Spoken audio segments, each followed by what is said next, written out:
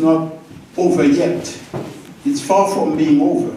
Even though we've made strides, we were on our way with the Lavalas movement, the People's Party, Famille Lavalas political organization, which represents the people of Haiti, who are on our way. But then various coups d'etats by the US, France, Canada, and these others, what they call the core group. Haiti is under occupation right now.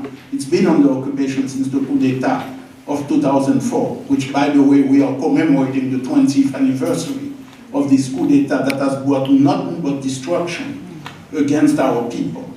And so our people have never stopped resisting, they've never stopped fighting. What you are seeing today in Haiti is a reign of terror organized by the core group countries. Let me tell you which ones they are.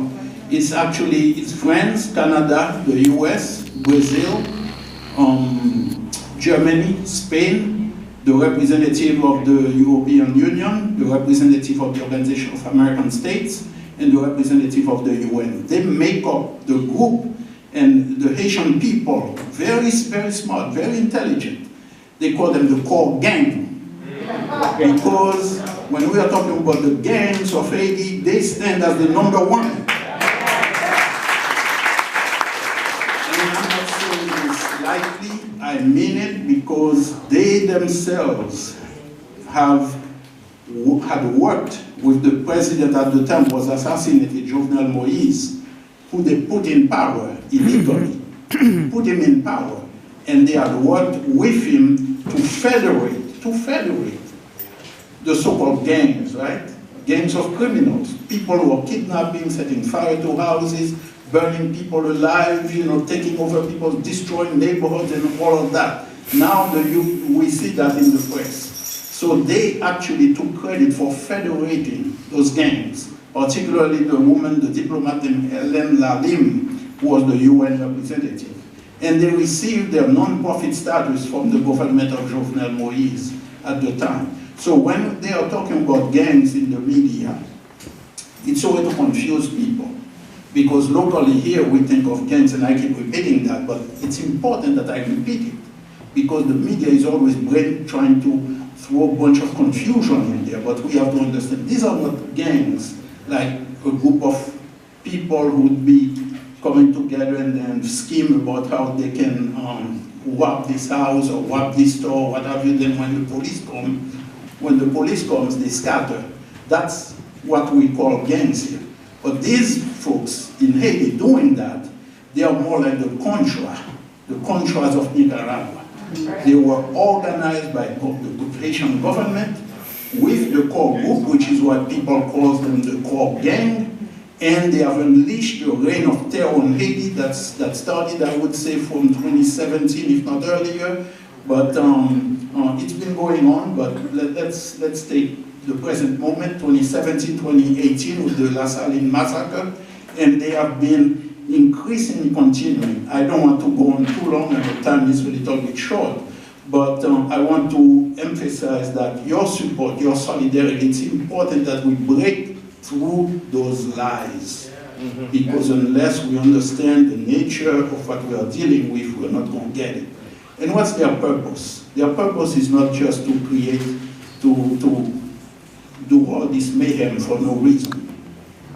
They are trying to drive out people from the communities where they live.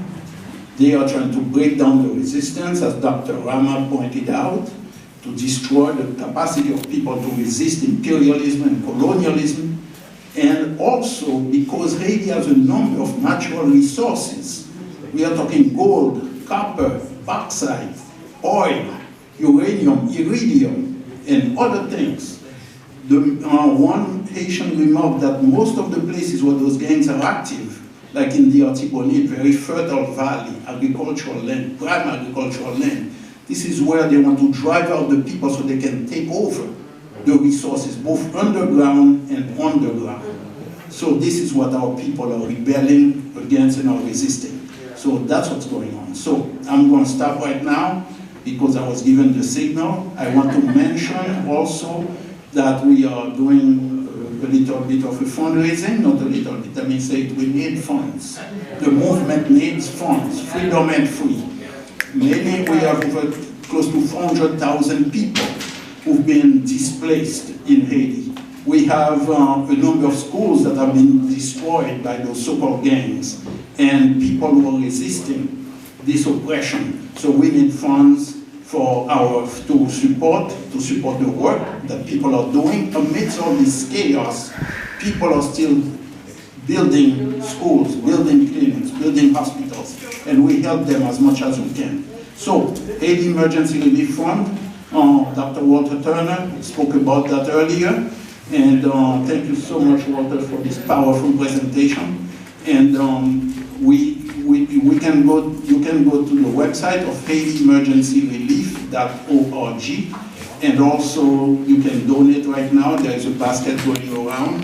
There is also a handout that has a QR code for those who can handle that stuff. So you can hit the QR code and it will take you to the Haiti Emergency Relief Fund website. For people who are online, HaitiEmergencyRelief.org. And please donate as much as you can and spread the word.